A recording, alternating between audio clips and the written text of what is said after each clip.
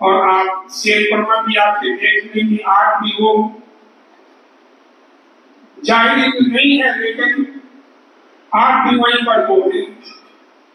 उनके अनुभव, उनकी निगाहें लोगों को भास होता रहता है। इसलिए आप बीतक साहब सुने, सचिन जी सुना रहे उनका जीवन चरित्र, कैसा कैसा पूरी बीतक तो नहीं सुनाई गई क्योंकि खास खास प्रसंग ले लिए थे, समय इतना नहीं था। फिर कभी समय मिलेगा तो फिर आपको सुनने मिलेगी। अभी हमारे सचिन जी आपको सुनाते हैं। बोलो श्री राम प्यारे सतगुरु महाराज की जय। श्री बंधु सतगुरु चरण को करो सुप्रेम प्रणाम। अशुभ हरण मंगल करण धनी श्री देव चंद्र जी नाम। श्री प्राणनाथ निज मूलपति श्री महराज सुनाम। तेज कुमार श्यामा युगल को पल पल करूं प्रणाम। श्री प्राणनाथ तुम सत्य हो, तुमसे चढ़त जहाज मैं अधीर करनी नहीं, पिया पाग की लाज। प्रथम लागू दो चरण को धनिये न छुड़ायो खिन, लाख तली लारिया मेरे जीव के यही जीवन। इन पाओ तले पड़ी रहूं, धनी नजर खोलो बातून, पलना वालू निर्घुम नेत्रे मेरे जीव की यही जीवन, मेरे जीव के यही जीवन। बोलो श्री प्राणनाथ प्यारी की जय, धाम के धनी की जय। प्राणाधार आत्म संबंधी श्री सुंदर साथ जी, कल के प्रसंग में हमने सुना किस तरह से जन्मदत्त को उनके सतगुरु प्रेम देते हैं और प्रातः जब उनसे मिलने के लिए जाते हैं तो उनके लिए भोजन प्रसाद अपने हाथों से बनाकर लाते हैं, फूल मालाएं बनाकर लाते हैं, गजरे बनाकर लाते हैं, सामने बिठाकर उनका पूजन करते हैं, श्रृंगार करते हैं, अपने हाथों से निवाला तोड़ के अपने प्रिय जन्मदत्त को खिला रहे हैं। इतना प्रेम पाकर रतनबाई की वासना अपने आप को धन्य धन्य महसूस करती है कि आज तक मुझे ऐसा कोई नहीं मिला जिसने इतने स्नेह से अपने पास बुला के बिठाया हो, अपने स्नेह का परम मेरे हृदय में लगाया हो, अपने हाथों से भोजन बना बनाकर तोड़ के मेरे मुंह में डालकर इतना प्रेम इतना लाड दिया हो, आज तक मुझे कोई नहीं मिला। क्योंकि प्रेम देने का अगर किसी को अधिकार है तो पूर्ण परमात्मा धाम धनी या ब्रह्मणाओं के सिवाय दुनिया में प्रेम कहीं है ही नहीं। शुभव्यास कहे भागवत में प्रेम न त्रय गुणपास, प्रेम बसे ब्रह्मसृष्ट में जो खेले स्वरूप विलास। इस दुनिया संसार में हम देखते हैं कि लोग हमें कितना प्रेम कर रहे हैं, स्नेह कर रहे हैं, वो प्रेम नहीं, वो तो महज एक स्वार्थ है। जहां स्वार्थ की सिद्धि पूर्ण हुई, प्रेम का समाप्ति पूजन हो गया। कल भी बताया था 10 में से 9 काम कर दीजिए इस दुनिया के, एक मत करिए, दुनिया आपकी उसी एक काम का पालन करती रहेगी। जो 9 किए हैं उससे तो कोई परवाह नहीं। प्रेम की तुलना संसार में अगर करनी भी है तो पार के पार जो निष्पार है, परम धाम है, उससे तुलना करो तो पता लगे प्रेम है क्या, प्रेम कहते किसको है। यहां सच्चिदानंद स्वरूप धाम धनी बन के बैठे हैं राजनारायण महाराज जी के अंदर, झंडूदत्त सामने बैठे, आंखों से अश्रुधारा बह निकली है। कहते हैं सदगुरु आप मेरे अंदर समाहित हो जाइए। इस हृदय में किसी के लिए कोई स्थान नहीं है। जितने भी कष्ट मैंने संसार में झेले हैं, कितने भी अपमान मैंने झेले हैं, आपके इस स्पर्श से, आपके इस प्रेम से सब भूल गया मैं। आप मेरे अंदर समाहित हो जाइए, चरण पकड़ लेते हैं। परमहंस राज नारायण महाराज श्री कहते हैं झंडूदत्त अच्छा सामने तो बैठ जाओ। उनको सामने सिंहासन पर बैठ जाते हैं और कहते हैं मैं तो गुरु मूर्त को पी गया। सामने मैंने अपने सदगुरु को बिठाया और मैंने उनको इस तरह से पी लिया कि वो मेरे हृदय में समा गए। जैसे वाणी कहती मेरी रूह नैन की पुतली, 3 पुतलियों के नैन, 3 नैनों में राखू माशूक, तो मेरी रूह पावे सुख चैन। ऐसे अपनी आंखों की पुतली में अपने सदगुरु की छवि को बसा लेते हैं। फिर कहते हैं कि ऐसी शक्ति मेरे अंदर प्रवेश करती है,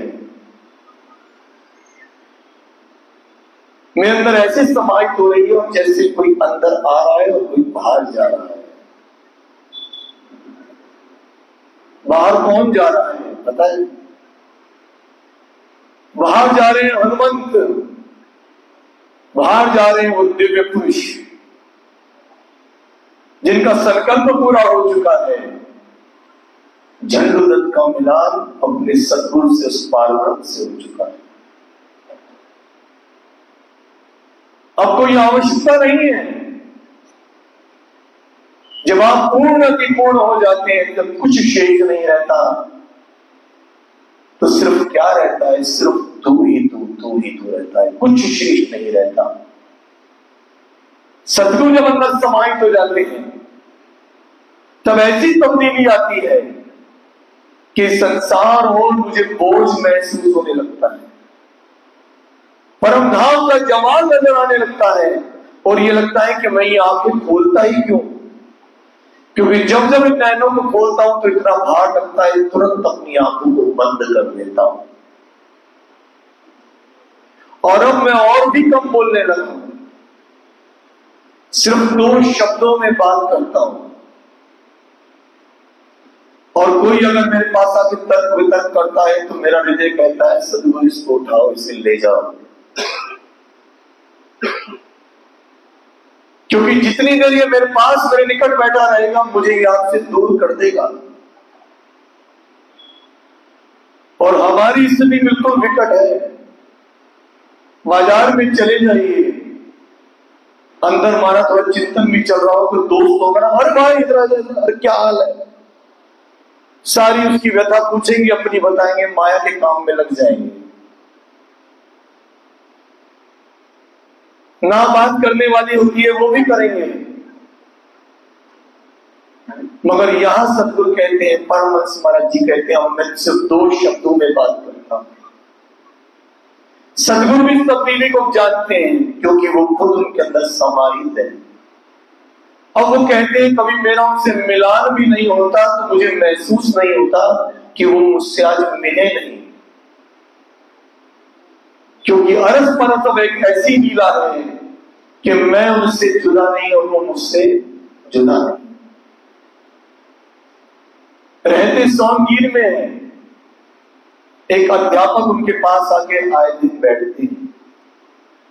अध्यापक हैं, विद्वान हैं, उनसे बातें करते हैं धर्म शास्त्र की, उनसे पूछते हैं इतना ज्ञान लेकर आए हो झंडूदत्त, इतना घूमते हो, क्या पाया, क्या मिला? झंडूदत्त ने बताते हैं, लेकिन 2 शब्दों में बात करते हैं। वो इतना तर्क वितर्क करते हैं, हर बात का वे तोड़ निकालना जानते हैं, लेकिन वो क्या कहते हैं? अष्टपहर 64 घड़ी सदगुरु का आगोश, रहे ना हम आपे में तब से जब से उतरा जोश। अब सदगुरु के आगोश में है, अब जिसके आगोश में है तो उसी का जोश अंदर बैठा हुआ है। और क्या कहते हैं, एक बार एक अध्यापक ने हमसे आकर प्रश्न पूछा, वैसे आचार्य मगर वह उत्तर अपना समझा नहीं। हमने 2 शब्दों में उत्तर देकर उनको समझाया, क्योंकि हमारा था स्वभाव यह, पर वह समझ नहीं पाया। 2 शब्दों में बात करते हैं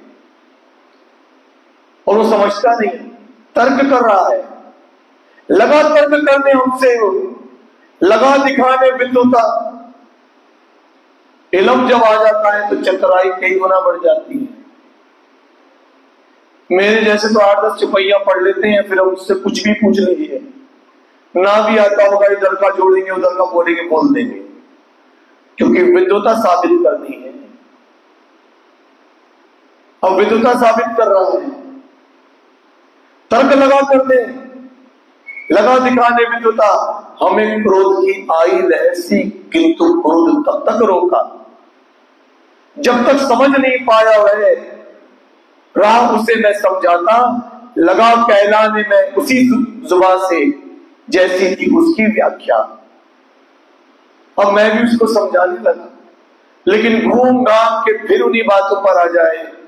इधर झंडू दत्त को लगने लगे, अरे कौन बैठ गया भाई, तू क्यों मेरी ध्यान को, मेरी साधना को भंग करता है, चला जाता है। फिर अगले दिन आता है जैसे वो झंडू दत्त की परीक्षा ले रहा हो, लेकिन आज झंडू दत्त का सब्र का बांध टूट गया। लगा बोलने मेरी वाणी को, तब चाटा मारा मुंह पर। घूम घाम कर जब आया वह अपने ही शब्दों पर, अब वो मेरी वाणी मुझे बोल रहा है। झंडू दत्त कहते हैं मेरे से रहा नहीं गया, मैंने उसको चाटा मार दिया। चाटा खाते अध्यापक अपने स्थान से खड़ा हो गया, अच्छा तुम मारने भी लगे, तुम तो संत हो, तुम तो कहते हो भाई इतना यहां तक, मेरी यहां तक पहुंच है, तुम इतनी बातें बताते हो, इतनी साधना करके आए हो, तुमने चाटा मार दिया। देखिए सुंदर साथ जी, महाराज जी चाहते तो इस प्रसंग को नहीं बताते, लेकिन उन्होंने अपने इस प्रसंग को लिखवाया है।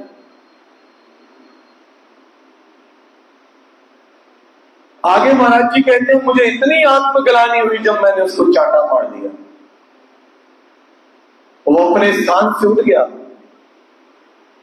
अध्यापक बोला पिटकर, तुम तो लगे मारने भी, यही बात है तो आइंदा आएंगे हम ना कभी। अब हम कभी नहीं आएंगे तुम्हारे पास, तुम तो मारपीट करने पे आ गए भाई। और हमने भी कह दिया अच्छा आना है तो आओ, नहीं आना तो मत आओ। रोज रोज का कलेश तो खत्म होगा। मैं ध्यान में बैठता हूं, अपना तर्क वितर्क लेके बैठ जाता है, क्योंकि इस दुनिया में सयाना और दीवाना साथ बैठ नहीं सकते। ये दुनिया तो सयानों की है और ये दीवाना है। सुंदर सा जी गुम्मट जी में कौन बैठ रहा है, कभी सोचिए। बंगला दरबार में कौन है, वहां दीवाना बैठा है भाई, दीवाना। और दीवानगी की हद कहां तक है, भीतर सुन लीजिए। बार बार इस मोह के सागर में धनी उतरते हैं अपनी ब्रह्म प्रियाओं के लिए, अपनी आत्माओं को जगाने के लिए। कितने कष्टों को, कितने दुखों को सहन करते हैं, वो ऐसा दीवाना है। सयाने दीवाने संग क्यों कर हुई, तुम मिलियो मोहे पहचान, मुझे जैसा दीवाना ना कोई। सियाना और दीवाने का संग हो ही नहीं सकता। जितने सियानत में पड़े रहोगे उतनी अपनी दीवानगी से छूट जाओगे।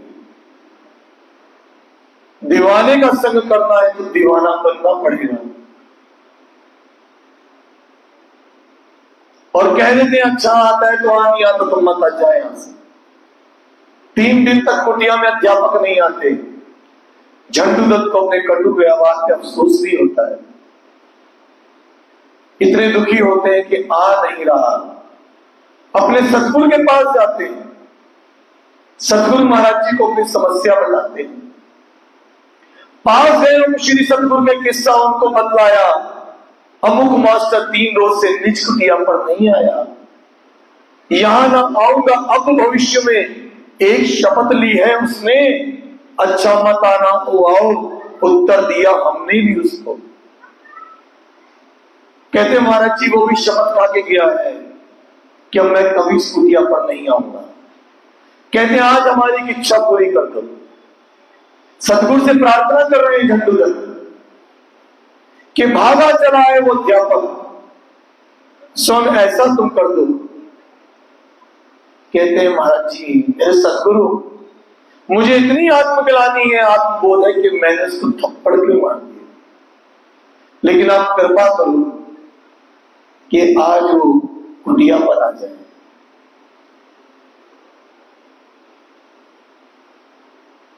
परमहंस स्वामी राजनारायण दास महाराज जी कहते हैं अच्छा झंडूदत्त कोई बात आ जाएगा।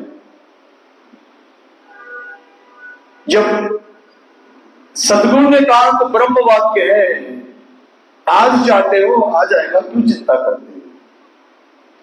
संध्या का समय हो गया, कुटिया के बाहर एक राशन हाट की दुकान लगती है। सारा सोनगीर का लोग वहां पर राशन खरीदने के लिए आते हैं। झंडूदत्त कुटिया के बाहर उसकी प्रतीक्षा कर रहे हैं, अंदर बैठे नजर दरवाजे पर। अचानक अध्यापक दरवाजे के निकट पहुंचता है, बाहर खड़ा रहता है। झंडूदत्त धीरे से सतगुरु महाराज जी कहते हैं महाराज जी आ गया है, अंदर नहीं आ रहा है। सतगुरु महाराज कहते हैं क्यों चिंता करते हो, जब घर से चलकर आया यहां तक है तो अंदर भी आ जाएगा, मत घबराओ। कुछ देर अध्यापक बाहर टहलता है, दरवाजे के निकट आता है, फिर मुड़ जाता है। झंडूदत्त उसको देखते रहते हैं, फिर प्रार्थना करते हैं अंदर नहीं आ रहा है, अरे थम जा आ जाएगा भाई। थोड़ी देर में अध्यापक अंदर आ जाते हैं। अंदर आते ही झंडूदत्त उनको प्रणाम करते हैं और कहते हैं देख लिया जब आप पहुंचा, स्वागत तार फिर बोले हम, बैठ जाओ आ जाओ, शायद तुम भूल गए हो अपना प्रण। अरे लगता है तुम अपना प्रण भूल गए हो, तुमने तो मना किया था, अब क्यों आ गए। अध्यापक महोदय मौन रहते हैं। तब यहां पर झंडूदत्त कहते हैं आप अध्यापक हो, अगर कोई शिष्य गलती करता है आप उसको सजा देते हो, चाहे आप उसको थप्पड़ मारते हो। अगर वो घर बैठ जाए तो नुकसान किसका, विद्यालय का, शिक्षक का या उसका। अध्यापक महोदय चरणों में गिर जाते हैं, 3 दिन से जो मैं अपना नुकसान झेल रहा हूं ये मेरी आत्मा जानती है। अब आप 100 थप्पड़ भी मारोगे तो भी मैं आपके चरणों को छोड़ के नहीं जाऊंगा। यहां पर उसको बोध होता है।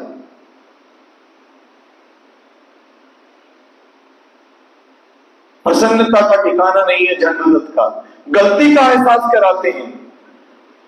कहते हैं ऐसी कई घटनाएं मेरे साथ यहां घट जाती हैं, लेकिन एक सबसे बड़ा दुख मुझे तब होता है जब मेरे सद्गुरु स्वामी राजनारायण महाराज जी को दुनिया नहीं जानती, उनको पहचानती नहीं।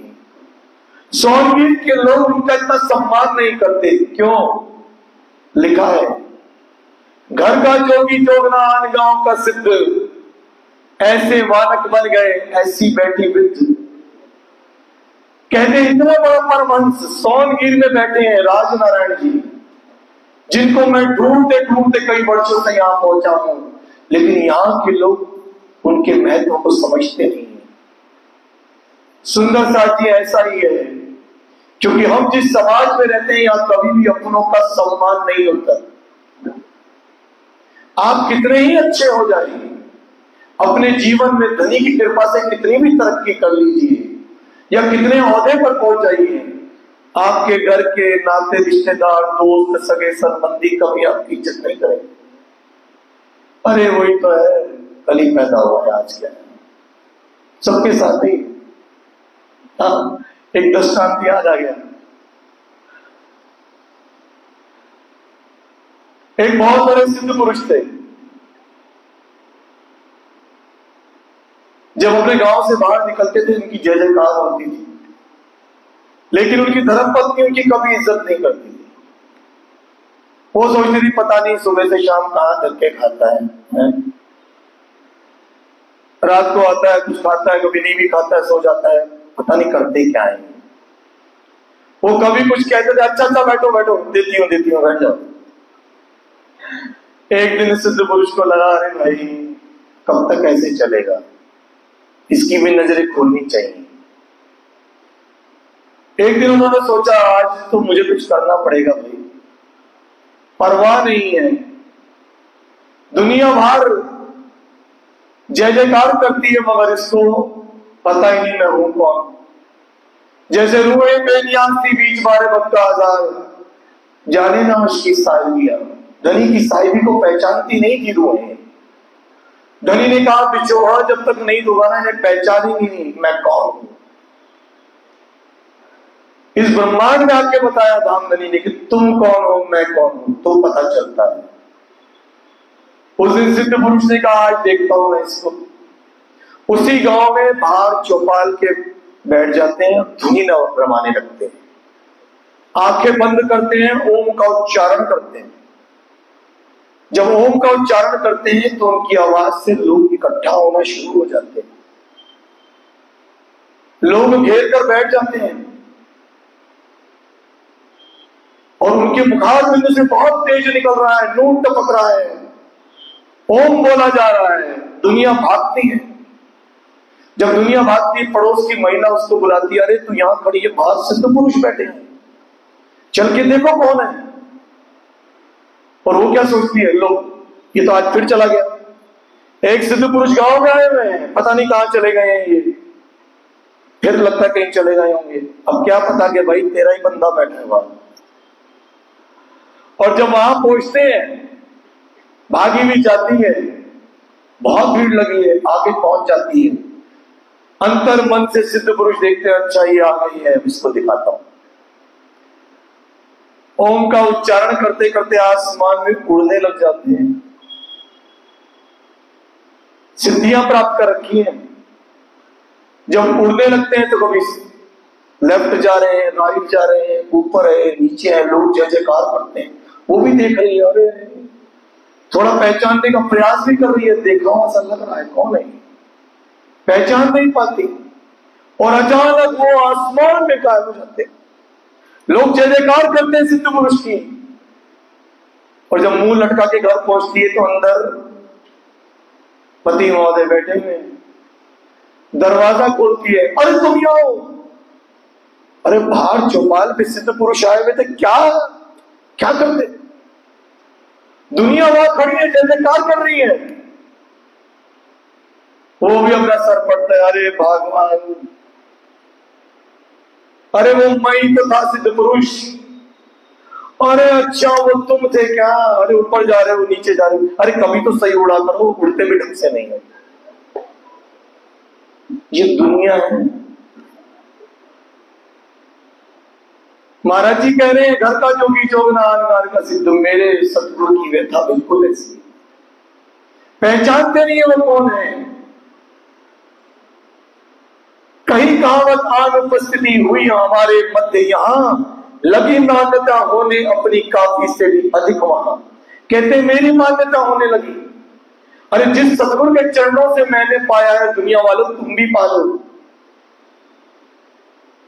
लेकिन मेरे सतगुरु की पहचान नहीं करती। सतगुरु को अपनी मस्ती का जान लोग अपने अनुमान से जानते हैं लोग। यह तो हम में से ही एक है, लिखा है इसमें। राज नारायण जी के लिए कह रहे हैं सोनगिर वाले, अरे ये तो हम में से ही एक है, हुई नहीं उनकी पूर्ण पहचान, है हक्की स्वरूप सतगुरु का, पूर्ण जोश का पूर्ण स्वरूप। यहां वो बता रहे हैं मेरे सतगुरु हैं राज नारायण जी, वो हक्की स्वरूप है और पूर्ण जोश है, पूर्ण रूप है। वो छिपी हुई थी बात सभी से, सदी 13वीं का रूप, सदी 13वीं का रूप 13वीं सदी फजर तमाम। जब 13वीं सदी आएगी तो ब्रह्ममुनि इस दुनिया की फजर करेंगे। ये उन्हीं ब्रह्ममुनियों में से थी छवि अंतिम प्राणनाथ की। इससे सभी अनभिज्ञ रहे, मान न दे पाए ता कारण, संग रहकर भी जुदा रहे, संग रहकर भी जुदा रहे, नहीं पहचान पाए स्वामी राजनारायण जी को दुनिया वाले। काम ठठेरे का करते हैं, दिखाने का व्यवसाय है, लेकिन अंदर से पूर्ण अतिपूर्ण है। प्राणनाथ की छवि के समान है मेरे सतगुरु। अपनी सतगुरु की महिमा गा रहे हैं और सोनगीर की जनता को कह रहे अरे वो आ रहे दुनिया वालों। लेकिन वो क्या कहते हैं, हम में से तो एक है, पहचानती नहीं।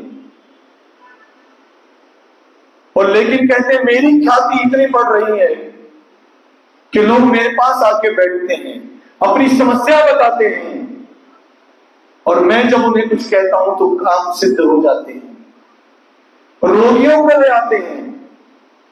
मैं उन्हें सतगुरु कृपा से ही बबूल देता हूं, सतगुरु कृपा से ही चंदन देता हूं, वो ठीक हो जाते हैं, मेरी जय जयकार कर रहे हैं, लेकिन मैं उतना ही दुखी रहता हूं।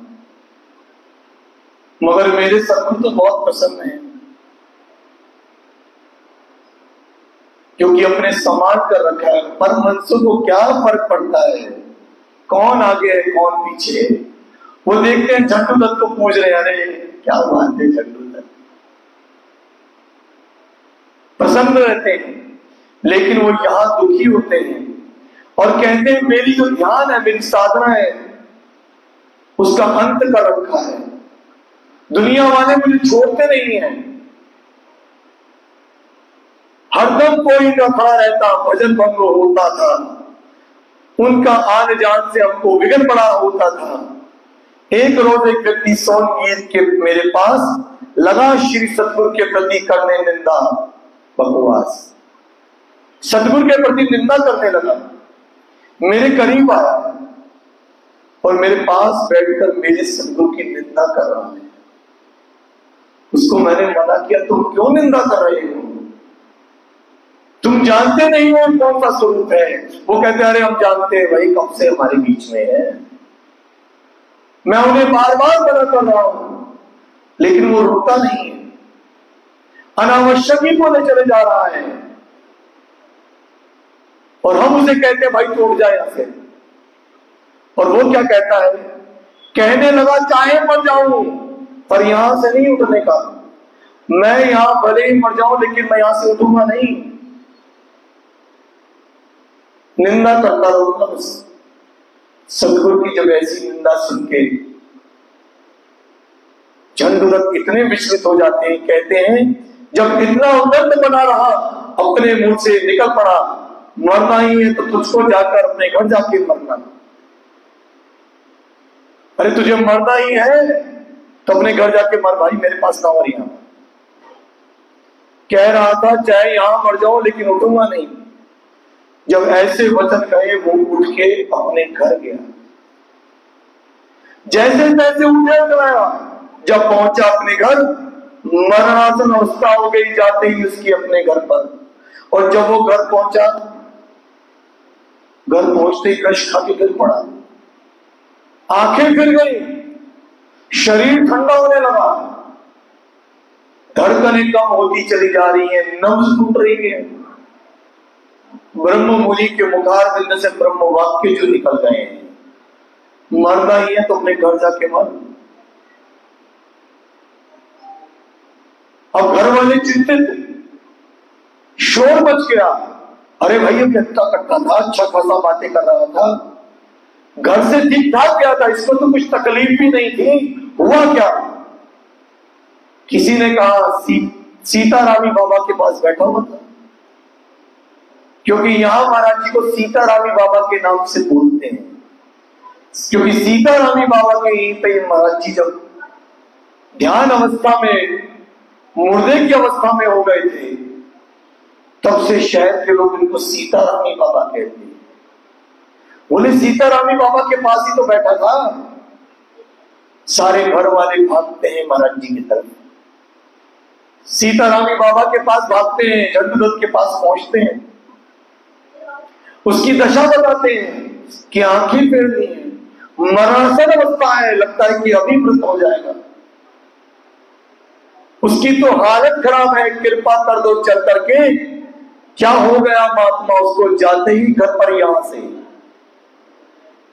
अच्छा भला बैठा था यहां निकट आपके, अभी अभी नब्ज छूट गई उसकी, अब तो महाराज घर जाते ही। ऐसा क्या हो गया महाराज जी, आपके पास बैठा था, घर पहुंचते ही मरणासन अवस्था में क्यों हो गया? महाराज जी कहते हैं या तो बस वही जानता होगा, हमको कुछ मालूम नहीं, बिना बात हम क्या बतला दे, गुरुदेव पर तुम जाओ नहीं। कहते अगर उसको ठीक करना है तो मेरे गुरुदेव के पास चले जाओ, मुझे क्या मालूम उसे क्या हुआ है। बड़ी मिन्नती की अपने घर, बड़ी मिन्नती की अपने घर, साथ लीवा ले जाने की चाह रहे थे, घर ले जाना, कृपा दृष्टि करवाने की। हमने कहा अकेले आना जाना नामुमकिन समझो, अगर चले सतगुरु साथ तो जाना मुमकिन समझो। मुझे ले चलना है तो पहले मेरे सतगुरु को ले चलो, उनके बिना नहीं जाऊंगा। क्योंकि निंदा किसकी कर रहा था, अपमान किनका कर रहा था? राजनारायण महाराज जी सब जानते हैं, परमात्मा स्वरूप है। आज से पहले भी ना जाने कितनी बार उसने क्या क्या कहा होगा, लेकिन वो भी मौन रहे थे। वो तो यहां पर झंडूदत्त के मुखार बिंदु से निकल गया कि मरना है अपने घर जाके मरो। तो ऐसी अवस्था को पा गया। फिर कहते हैं जब तक साथ ना लाओ उनको, चलने को मत कहो हमें, यदि वो चले वहां तो हम भी साथ साथ चले सकते। बड़ी प्रार्थनाएं की पीछे गुरुदेव तैयार हुए, जब हम वे जाते देखे हम भी उनके साथ हुए। गुरुदेव तैयार होते हैं, मिन्नतें करते हैं। झंडूदत्त कहते हैं मैं भी फिर उनके साथ हो लिया। इतनी प्रार्थना मिन्नतों के बाद कहते हैं चलो भाई चलते। और जब उसके घर पहुंचे, एक भभूति निकाल के देते हैं सतगुरु। दी भभूति जाते ही अपनी गुरुदेव ने बटुए से हुई अवस्था ठीक तत्क्षण उस विभूति के देने से छूटी। जब अस्वस्थ अवस्था होश हुआ, जिस समय उसे पैरों पर गिर पड़ा, भागकर लिपटा सदगुरु चरणों में, सदगुरु के चरणों में लिपट के रो रहा है, माफी मांग रहा है। हम बोले उससे सब कुछ, जिसकी निंदा करते थे उसे ही के पास से बेटा फलाना आज तुम्ही के बचते थे, जिनकी तुम निंदा करते हो सुबह शाम, जिनके लिए तुम कहते हो अरे तो यही काया है क्या, आज उसकी कृपा से तुम्हें जीवन दान मिल रहा है। सतगुरु की पहचान करा रहे हैं। ये तो दुनिया के माजरे सुंदरता की चमत्कार है।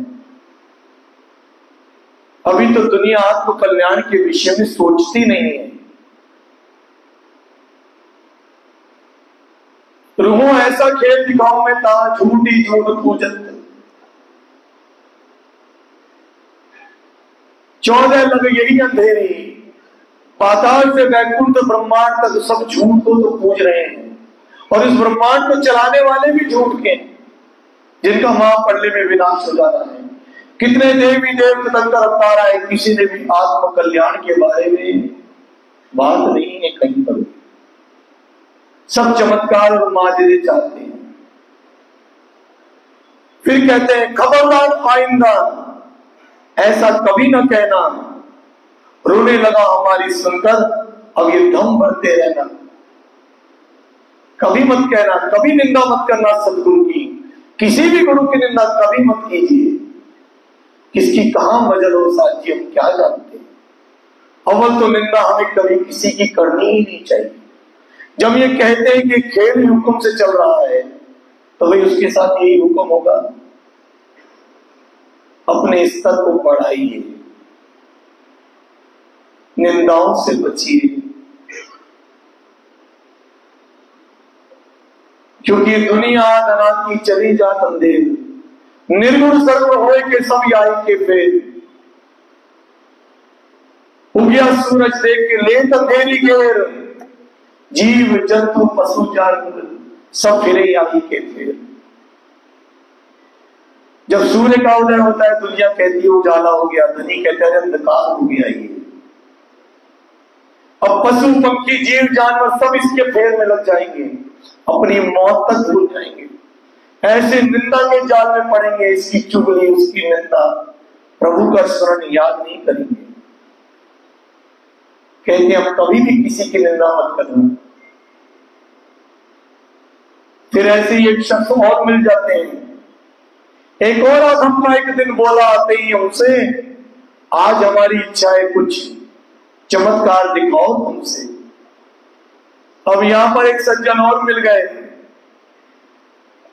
महाराज जी ध्यान में बैठे हैं, पास में आके कहते हैं अरे कुछ आता जाता भी है नहीं, ऐसे ध्यान में बैठे रहते हो, दुनिया को बहलाने फुसलाने का काम करते हो क्या बाबा, कुछ चमत्कार है तो दिखाओ। हमने कहा भाई हम साधु, चमत्कार से क्या मतलब। प्रश्न आपका बड़ा असंगत और बहुत ही बेढंग। चमत्कार की यदि इच्छा है तो मैं कहता हूं जाओ किसी तांत्रिक विद्या वाले के नजदीक चले जाओ, चमत्कार देखना है तो तांत्रिक विद्या वाले के पास जाओ, भाई मेरे पास क्या करने आए। या कुछ चमत्कार सियाने भी दिखला सकते हैं तुमको, ऐसी विद्याओं से कुछ भी मतलब नहीं भाई। हमको कहते मुझे चमत्कार से विद्याओं से क्या मतलब है। मन में सोचते हैं कुछ परम तत्व की बात करता है तो बात कर भाई। जैसे रेवादास को कहा था, रेवादास ने क्या पहचाना क्षत्रिय को, एक मोहर के लिए पीछे भाग रहा है। केशवदास जी कहते हैं तूने क्या पहचाना। अरे रेवादास तू क्या पंडित का पंडित रह गया, चलते चलते 4 शब्द सुन ले तेरा भी उद्धार हो जाएगा। तब रेवादास पिया प्राणनाथ से कहते हैं मुझे ब्रह्म ज्ञान दीजिए, 4 शब्द सुनाइए। और जब 4 शब्द सुनाते हैं ताल पाल की बात बताते हैं, उसी को याद करते रहते हैं। फिर बाद में पता लगता है वो तो जो क्षत्रिय था वो तो वही परवरदिगार अक्षरातीत था, जिसके पीछे मैं एक मोहर के लिए भाग रहा था। दुनिया ये माजजे चाहती है, कहते हैं अगर ये चमत्कार चाहिए तांत्रिक विद्याओं के पास जाओ भाई। फिर क्या कहता है वो, बातें करते बड़ी बड़ी पर चमत्कार का नाम नहीं। चमत्कार क्या दिखलाओगे बिला वजह यहां करके। दुनियादारों को बहकाना फुसलाना ही आता है, करामात पल्ले नहीं तो फिर कहो तुम्हें क्या आता है। अरे दुनिया वालों को बहलाते फुसलाते हो, ध्यान में बैठा हो सीधा बैठा हो, अरे क्या फुसलाते हो। कुछ करामात तो करके दिखा नहीं सकते, पल्ले में क्या है तुम्हारे, टोंट कस रहा है। नाम बड़े और दर्शन छोटे लिखा है, ये सब ढोंग है तुम्हारे पास। कहते मार दिया तुम जैसो नहीं, इस दुनिया का सत्यानाश। कितना कोस रहा है महाराज जी को देखिए, ढोंगी बता रहा है। कहते तुम बहलाते हो फुसलाते हो, सत्यानाश कर रखा है तुम जैसे बाबा हमने। झंडू तक परे ध्यान से सुन रहे, कोई बात नहीं भाई। फिर क्या कहते हैं, उस दिन तो कह सुन उसको हमने वहां से उठा दिया, नंदलाल यहां अब मत बोलो, चलो उठो, भगा दिया। हमने कहा नंदलाल अब तुम बोलो मत, यहां से भाग जाओ।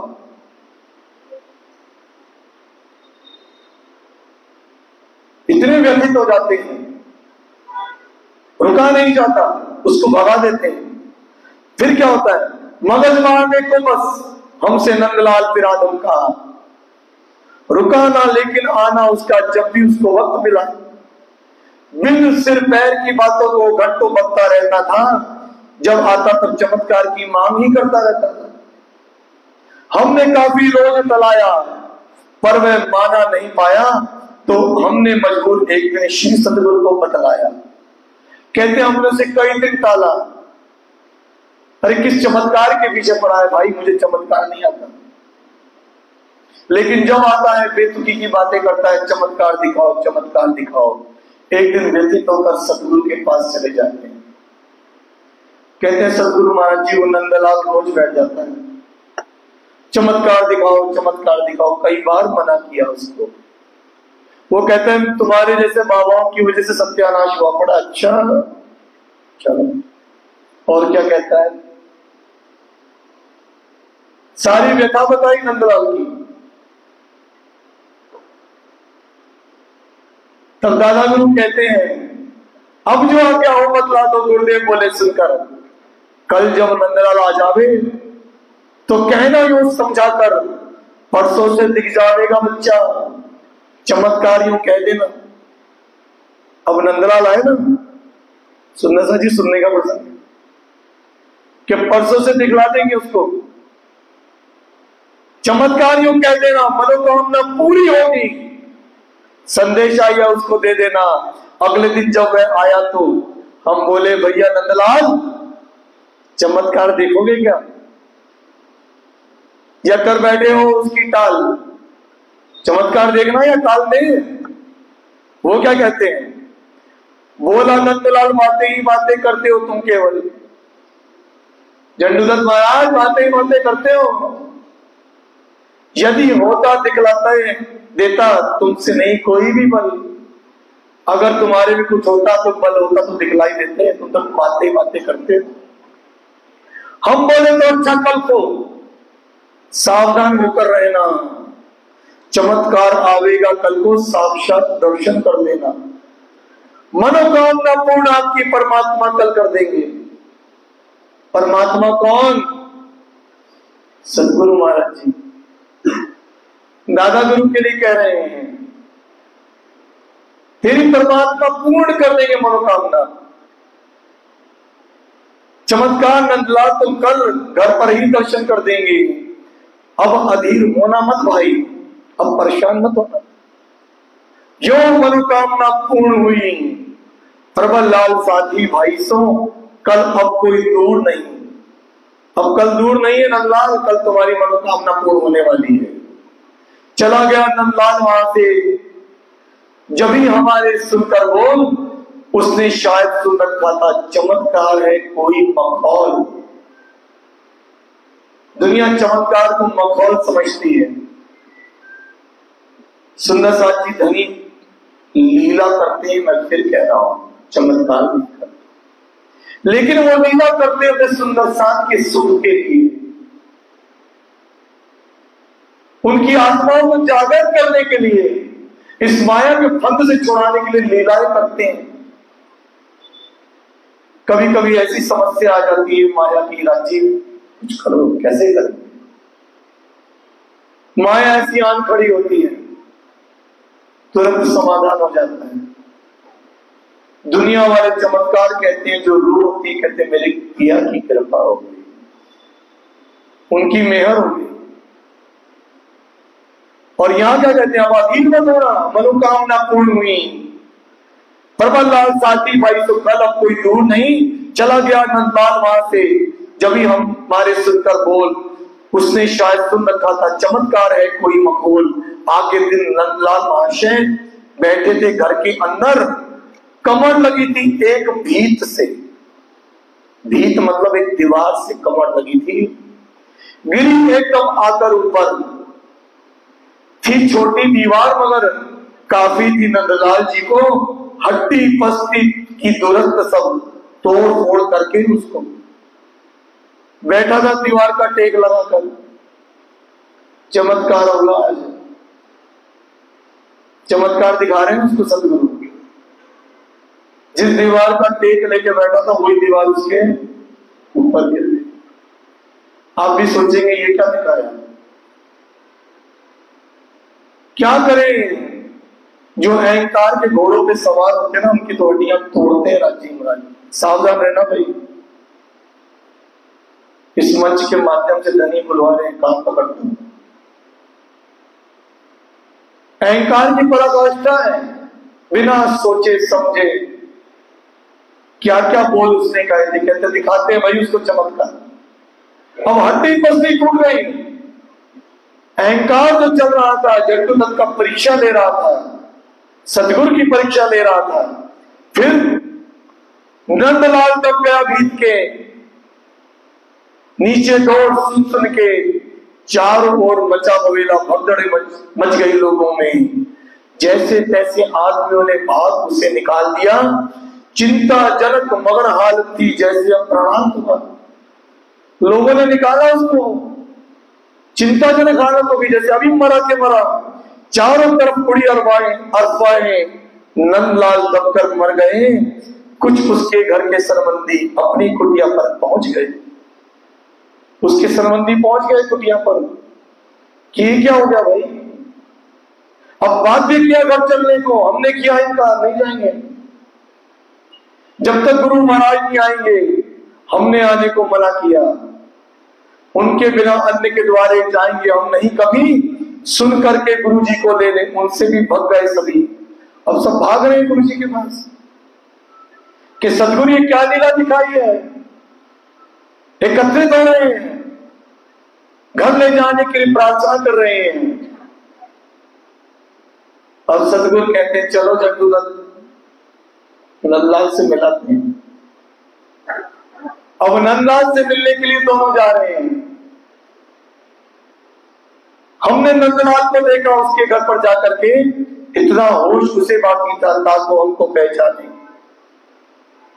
उसके अंदर थोड़ा सा होश था। सदगुरु को देखा, माफी मांगने लगा, बोला मैं आपका हूं आभारी, सजा भुगतने वाला हूं, मुझे माफ जल्दी कर दो, मैं जाने वाला हूं। सदगुरु महाराज मुझे क्षमा कर दो, मैं आपका आभारी रहूंगा, मैं मरने वाला हूं, मैं जाने वाला हूं। नंदलाल नहीं है बचने का, कृपा करो प्रभु कृपा करो, कह दो तुम्हें माफ करते हैं, बस इतना सा एहसान करो। बोले गुरु महाराज भाई, अरे भाई नंदलाल क्यों जाते हो, इतने तुम हताश क्यों हुए हो, मरु मरु क्यों चिल्लाते हो। अरे क्यों हताश हो रहे हो, मरु मरु क्यों चिल्ला रहे हो। कहते हैं चमत्कार तो अभी बाकी है, अभी चमत्कार दिखाया कहा है नंदलाल, तुझे मरने नहीं देंगे।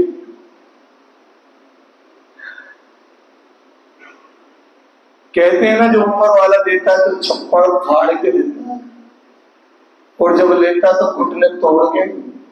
आदरणीय पुजारी जी बताते हैं अहंकार को तोड़ना है। कहते अभी चमत्कार देखा कहा है नंदलाल, अभी तुझे दिखाना है। क्या कहते हैं गुरुदेव, यदि तुम चले गए तो उसको कोई ना देखवा देगा, चमत्कार तो भी बहुत है, उसको कौन संभालेगा। व्यर्थ जाएंगे वे बेचारे, वरदान था तू ही एक, तू ही चला गया तो उन पर क्या बीतेगी ये तो देख। कहते ही गुरुदेव एकदम खड़े हुए घर चलने को, किंतु आग्रह नंदलाल ने कहा हमको रुकवाने को। महाराज ठहरो बस अब तक, जब तक निज प्राणांत ना हो, यह शरीर अपना विषयों का, भगवान जब तक शांत ना हो। कहते हैं महाराज जी जब तक मैं मर ना जाऊं मेरे सामने से जाइए मत। कहते हैं हो सकता है मिले शांति कुछ महात्माओं के होने पर, अंतिम बार दर्श कर लूंगा यहां आपके रहने पर, अभी ना मरने देंगे तुझे। बोले गुरु महाराज पुनः दीप बूटी अपने बटुए से गुरुदेव ने उसे अंत हुई। कहते अभी नहीं मरने देंगे, बटुए से विभूति निकालते हैं, उसको चटा देते हैं, माथे पे विभूति लगा देते हैं, आशीर्वाद दे देते हैं, उसका शरीर तो ठीक हो जाता है लेकिन बुद्धि में असर हो जाता है। अब बुद्धि में क्या असर हो गया, देव वृत्ति जाग गई है। नंदलाल अब बड़े दानी हो गए हैं, दान पुण्य करते हैं, विरक्त हालत है, एकदम भक्त नजर आते हैं। भर भर घड़े दूध कुटिया पर भिजवाता रहता नंदलाल, वस्त्र बांटता रहता, जो मिलता उसको कंगाल। अब इतने दानी हो गए नंदलाल, मध्यम वर्गीय परिवार का है, चमत्कार देखना है ना। शरीर ठीक कर दिया, बुद्धि ऐसी देव बुद्धि होगी, देव प्रवृत्ति बदल गई। क्या करता है, इस मंदिर में अन्न भेज दो, उस मंदिर में भेजो दाल, इस आश्रम में चावल भेजो। ऐसे बने श्री नंदलाल। अब नंदलाल घर घर का सामान बांटते जा रहे हैं, जो हाथ में आता है सब बांट देते हैं। घर वाले दुखी, अरे क्या कर रहे हो नंदलाल, व्यापार करते हो, दुकान चलाते हो, लेकिन दुकान पे धंधा नहीं करते, इसको बुलाओ, ले जा, ये ले जा, वो ले जा। वृत्ति ऐसी करती है, फला महात्मा को जिम्मा दो, फला फला को दे दो दान। इस प्रकार की वृत्ति उसकी एक माह तक चली निदान। साधारण से स्तर का घर सहे कहां से इतना भार, घर वाले उसकी वृत्ति से थक्कर हो गए लाचार। उसके इस उदार भाव से तंग बन घर वाले, अब घर की भूनी भांग न छोड़ी। घर की भूनी भांग का मतलब कुछ नहीं छोड़ा, घर का खाली करके छोड़ा, सब लुटा दिया, अपने हाथों से उड़ा दिया सब राख समान। दानवीर बन बैठे एकदम नंदलाल जी कृपा निदान। इतने कृपा निदान हो गए नंदलाल जी कि दुकान मकान सब बांट दिया। घर वाले जाते हैं महाराज जी के पास, अरे धनी सदगुरु महाराज कुछ कृपा करो। सारा घर उजाड़ दिया, दिया दान का ऐसा रोग, आपने उसका ऐसा रोग दे दिया दान का कि घर में अन्न न वस्त्र बर्तन, हंसते सोनगीर के लोग। और घर में ना अन्न है, ना वस्त्र है, ना बर्तन है। अगर कोई गलती है उसकी, उसे दे, आप मान ले, अब तो मेहर कर दो अपनी, अब तो उसमें कृपा निदान दे, महात्मा जी उस पर कृपा करो। सदगुरु राज नारायण जी से कह रहे हैं, सुनकर इस प्रकार की गाथा सदगुरु साहिब मुस्काए, हमसे उनसे कहकर झट से नंदलाल को बुलवाए। कहते अच्छा जाओ, बुला के लाओ नंदलाल को। उसका एक सिफारिशी उसको अपने साथ लेवा लाया। देखे उसे श्री सतगुरु बोले चित्त प्रसन्न से भी, नंदलाल सुना है अब तो दान पुण्य में क्या रखा है बड़ा कमाल। उसको फिर कहते हैं क्या रखा है नंदलाल, क्यों इतना दान पुण्य में लगे, छोड़ दो, क्यों कर रहे हो इतना दान। अरे भोग भोग रहे धरती पर बैकुंठ निवासी का चमत्कार की मन में इच्छा, अभी और है बाकी क्या, अभी भी चमत्कार की इच्छा है क्या, उससे पूछ रहे हैं। नंदलाल को याद आता, अरे हाँ महाराज जी ने चमत्कार मांगा था। कहते हैं अभी भी इच्छा है चमत्कार की। बोला नहीं नंदलाल काट सा बना सामने खड़ा रहा, करुणा कर उस पर सतगुरु ने फिर उसको प्रसाद दिया। साधारण हो गई अवस्था उस विभूति निधि से एकदम। नंदलाल फिर कभी ना बोला, मारा नहीं सामने दम। नंदलाल कहता नहीं अब नहीं देखना, चलो। फिर उसको आशीर्वाद देते हैं, विभूति देते हैं, कहते हैं बैकुंठ का रास्ता है। सुंदर साची दान पुण्य जो होते हैं ना, हरजी व्यास ने क्या कहा था, मेरे से दान पुण्य मत कराओ, ये यमपुरी का साधन है। आज कुत्ते को रोटी डाल रहे हैं, चींटी को भोजन डाल रहे हैं, कौवे को खाना खिला रहे हैं, नहीं, ये यमपुरी का साधन है भाई। सेवा से एकमात्र पार ब्रह्म सच्चिदानंद पिया प्राणनाथ और सुंदर साथ की है। गरीबों को भोजन कराइए, कोई दिक्कत नहीं, लेकिन कौवे को खिलाना, चींटी को खिला रहे भाई, जम के दूध ले जाएंगे, वाणी कहती है। यह बैकुंठ वालों का काम है, यह ब्रह्म प्रियाओं का काम नहीं है। ब्रह्म विप्रिया का दान पुण्य अगर कहीं है तो पिया प्राणनाथ के दरबार में, उनके चरणों में। इस सृष्टि को चढ़ाने वाले अक्षर ब्रह्म देंगे उनका भोजन, तुम चिंता फिक्र मत करो। दान पुण्य करना है।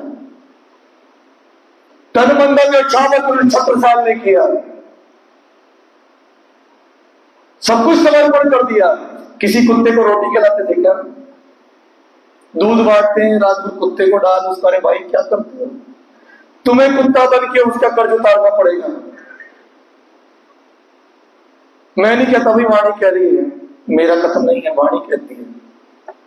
भोग भोग रहे धरती पर बैकुंठ निवासी का, चमत्कार की इच्छा मन में इच्छा अभी है, बाकी क्या?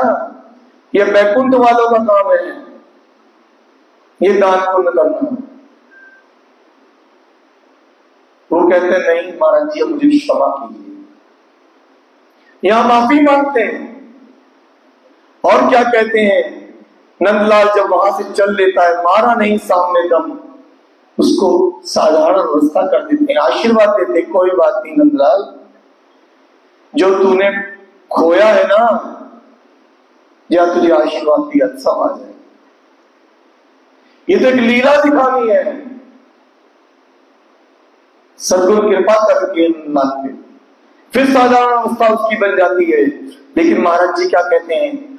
छत्र छात्राएं हम पर सदगुरु की, जिसमें रहते मस्त, साक्षात पूर्णातीत पूर्ण हो वे सदगुरु सिद्धहस्त। कहते हैं मेरे सदगुरु पूर्ण अति पूर्ण है, वो प्राणनाथ स्वरूप है। यहां अपने सदगुरु की पहचान देते हैं। लेकिन एक बात यहां पर जरूर है कि जब जब मुश्किल आती है, झंडुदत्त अपने सदगुरु के चरणों में चले जाते हैं। बिल्कुल ऐसी एक लीला मैं आपको अब सुना रहा हूं, समय भी पूर्ण हो गया है। हमारे सेठी साहब दिल्ली के सुंदर साहब हैं, उनके पिताजी का नाम क्या था याद आप? सेठी के पिताजी का नाम? हाँ, शेरपुर आश्रम में भंडार की व्यवस्था करते हैं, सब जानते हैं सुंदर साहब। उनके पिताजी 2021 में शेरपुर आए थे, 102 वर्ष के हो गए थे, व्हील चेयर पर थे। दिल्ली के सुंदर साहब सब शेरपुर वाले जानते हैं। अभी 6 महीने पहले उनका धाम गमन हुआ है। उनके पिताजी बताते थे कि मैंने कैसे पहचाना अपने सदगुरु को और क्या मैंने सीखा, आज ये बीतक भी हमें वो बता रही है।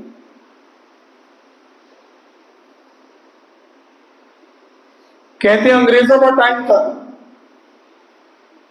बात होगी 1945-46 की। सड़क बनाने का कॉन्ट्रैक्ट मिला, सड़क भी बनानी थी उत्तरांचल हिमाचल के साथ साइड में।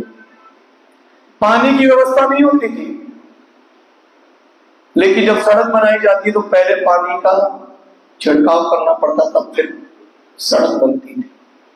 अंग्रेज अफसर था, वो कहता था अरे भाई साहब, नहीं मिस्टर, जल्दी से काम पूरा करो। ठेके पे काम करते थे। नीचे से पानी लाने के लिए लोग एक चमड़े का पहले पात्र होता था, उसको क्या कहते हैं? हाँ समझ गया आप सुंदर सा। तो लोग नीचे जाते थे, पानी ऊपर चढ़ा के लाते थे, पानी का छिड़काव होता था, तो सड़क बनती थी। सड़क बन नहीं पा रही थी, पानी पहुंच नहीं पाता था, इतना प्रेशर था। इतने दुखी हुए, अपनी धर्म पत्नी को कहते हैं चल शेरपुर चलते हैं, बनती रहेगी सड़क।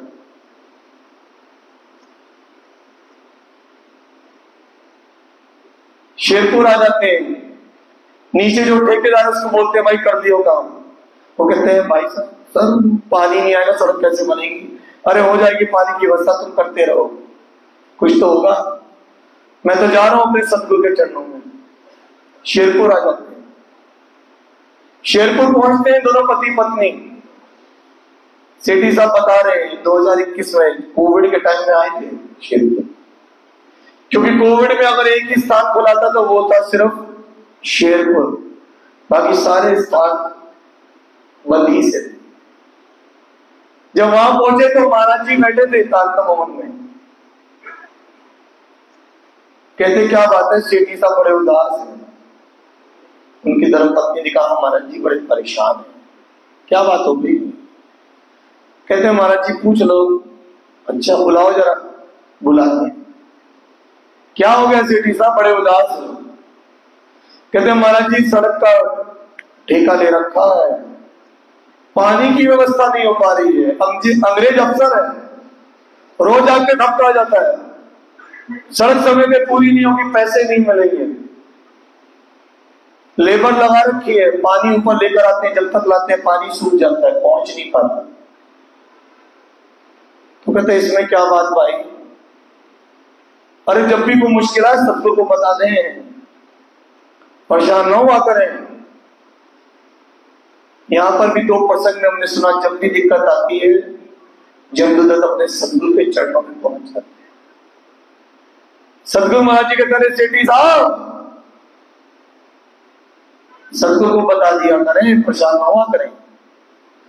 बोले महाराज जी क्या कहा? कुछ ना कर भाई, बाहर देख इंद्र बैठा, उसको बोल दे बारिश कर देगा। सुंदर सा जी सच्ची घटना पहचान करा रहे हैं। सेठी साहब कहते हैं हाँ जी कौन बैठा? अरे बाहर इंद्र बैठा, उसको बोल दे भाई, अब बरसात तो कर दी, उसको बोल दे। बैठे तारतम भवन में, विचलित है, बाहर इंद्र बैठा है, उठ नहीं रहे। अरे उठ जा भाई, बोलते उसको, उठ जाते।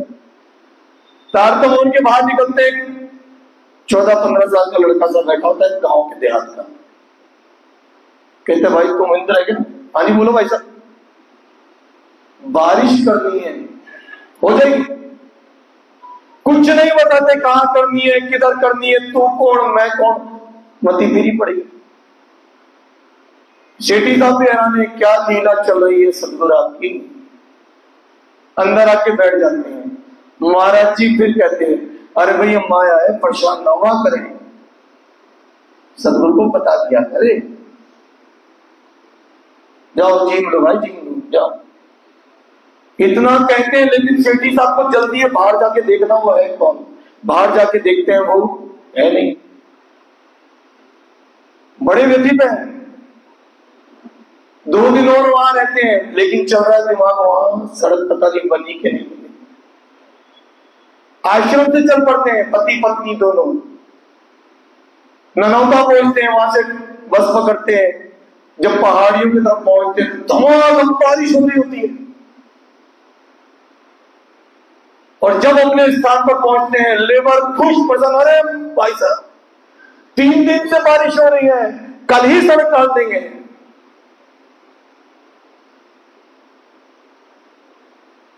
कौन आगे कर गया इतनी बारिश का? लेकिन पहला सबक क्या कहते हैं, माया में व्यथित मत होइए, सतगुरु को बता दिया करें। क्योंकि सतगुरु भी जानते हैं मेरा ये भोला सुंदर साथ कैसे माया में पड़ा है, लेकिन ये मुझे प्रेम भी बहुत करता है। सुंदर साथ जी आप जितने भी सुंदर साथ बैठे हैं, जो उनकी लीलाओं को सुन रहे हैं, जो जूम से देख रहे हैं, आप उन्हें इसलिए प्रेम करते हैं क्योंकि वो आपसे प्रेम करते हैं।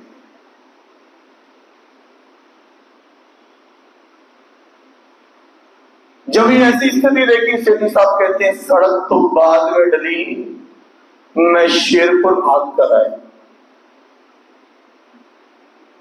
सतगुरु के चरणों में इतना रोया महाराज जी, मैं तो क्या बोलूं। छोटी छोटी विविधाएं बाधाएं संसार में आएंगी, क्योंकि जो देह बनी है ये विपदाओं की देह है भाई। ये तो अपने आप में कष्टों का जंजाल है, इस पे तो आना ही आना है, कब तक बचोगे। लेकिन एक चरण ऐसे होते हैं जहां पे सब दुख का अंत होता है, सदगुरु चरण होते हैं, वो पिया प्राणनाथ के चरण होते हैं। जिस दिन सदगुरु धनी के आगोश में सिमट जाओगे, उस दिन ये माया माया नहीं लगेगी। इतना रोते हैं सदगुरु, फिर कहते हैं चिंता ना किया कर, बता दिया कर। महाराजा छत्रसाल भी कहते थे पिया प्राणनाथ से मिलने के बाद, सिर से लेके नाखून तक माया छत्रसाल से 4 अंगुल दूर है।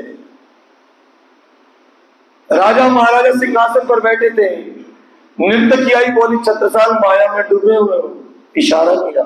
छत्रसाल कहते हैं अरे माया छत्रसाल से 4 अंगुल दूर रहती है। क्यों कहा कि मेरे घर में जो पार्वन मक्षातीत बैठा ना, मैं उसकी अर्धांग हूं। जब ऐसा ईमान और विश्वास इस हृदय में इस आत्मा में आ जाता है ना, माया फटकती नहीं है। वो विश्वास ईमान कैसे आएगा, कि कल के प्रसंग में बताया जाएगा। कल का प्रसंग हमारा इस मीतक का अंतिम प्रसंग होगा, जब सतगुरु महाराज प्रसन्न होकर अब चंडू दल को तारतम्य देंगे। और फिर कभी धनी ने चाह कृपा करी, आप सुंदर साथ का आशीर्वाद मिला, तो इस गीतक को शुरू से लेकर अंत तक फिर कभी सुनाने का प्रयास करेंगे। लेकिन कल अंतिम चरण में हम परमहंस महाराज जी कल दीक्षा तारतम्य लेंगे, अपना पाला धाम धनी से जोड़ेंगे, उन सदगुरु से जोड़ेंगे। ये कल के प्रसंग में हम सुनेंगे। जयकारे की सहयोग देते हुए कल पुनः रात्रि ठीक 9 बजे बोलो श्री प्राणनाथ प्यारे की जय। चौपाई दोहराएंगे। छत्र छत्राए हम पर सतगुरु की, हम पर सतगुरु की, जिसमें रहते मस्त, जिसमें रहते मस्त, साक्षात पूर्णातीत पूर्ण हुए, साक्षात पूर्णातीत पूर्ण हुए, वे सतगुरु सिद्धरस्ते, सतगुरु सिद्धरस्ते, वे सतगुरु सिद्धरस्ते, वे सतगुरु सिद्धरस्ते।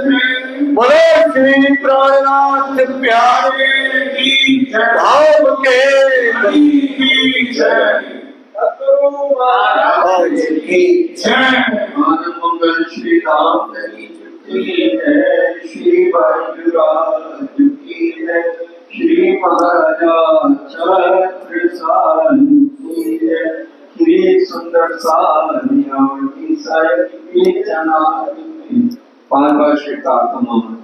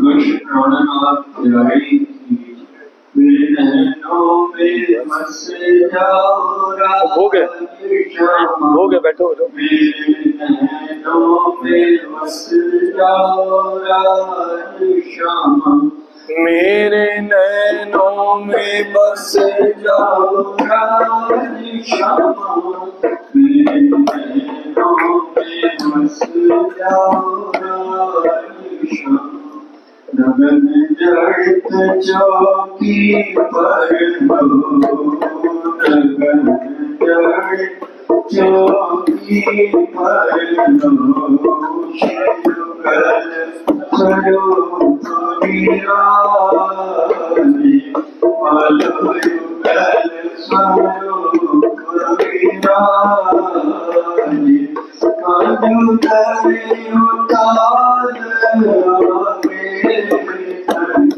पापा बोलेंगे ना किसी को रांची में बीटेक चाहिए पापा से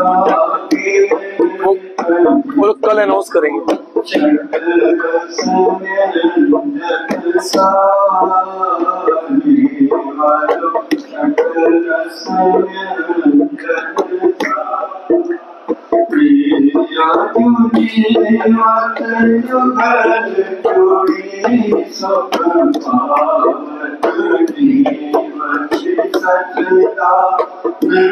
सुख पावत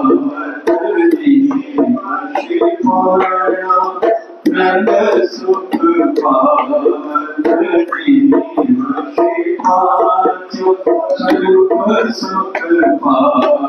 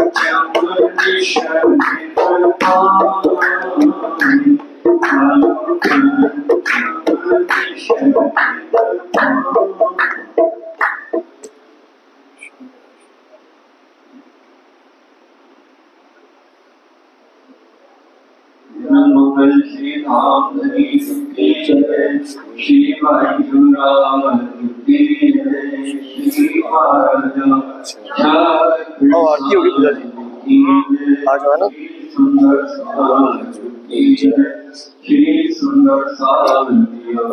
प्रणाम महाराज जी बड़ा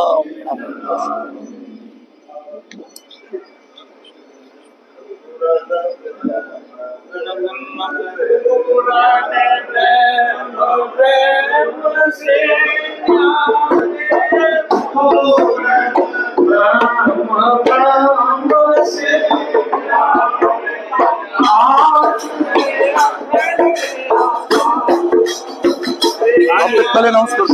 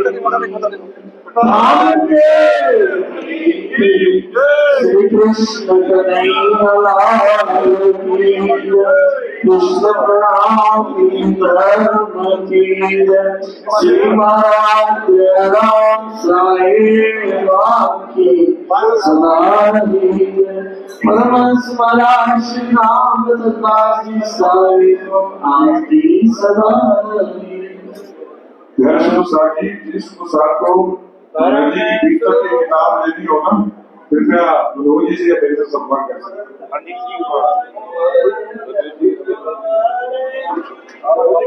हैं।